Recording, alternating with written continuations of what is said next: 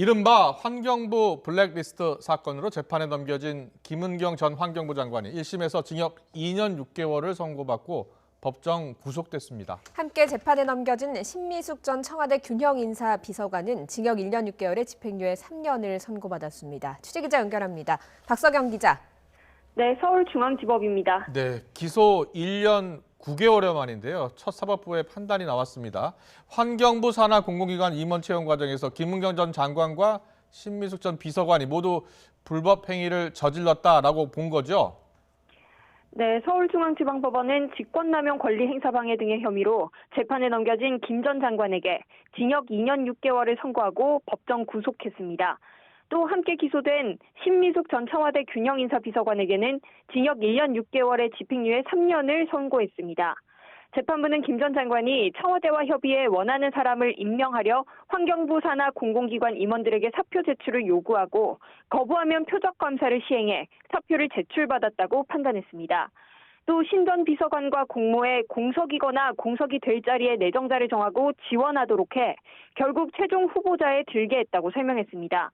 특히 청와대 추천 인사가 탈락하자 정상적인 심사 과정을 거친 합격자들을 불합격 처리하는 등 공공성과 객관성을 해쳤고 이로 인한 선량한 피해자가 130여 명에 이른다고 덧붙였습니다.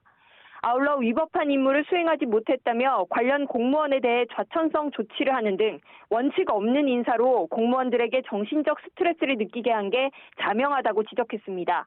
관행이었다는 변호인 주장에 대해서는 이전 정부에서 정권이 바뀔 때 일부 기관장이 사표를 내기도 했지만 이번 사건처럼 계획적이고 대대적인 사표 종용이나 내정자들에 대한 조직적 지원은 찾아볼 수 없었다며 그 폐해가 매우 심각하다고 질타했습니다.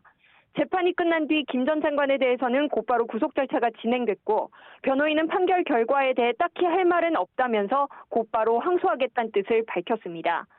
집행유예를 선고받은 신 전 비서관도 심경 등을 묻는 취재진 질문에 아무런 대답 없이 귀가했습니다.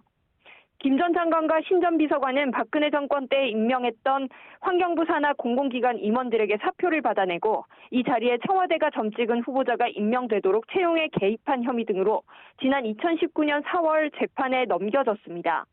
이번 사건은 김태우 전 수사관이 지난 2018년 말 청와대 특별감찰반의 민간인 사찰 등 광범위한 의혹을 폭로하는 과정에서 처음 불거졌는데요.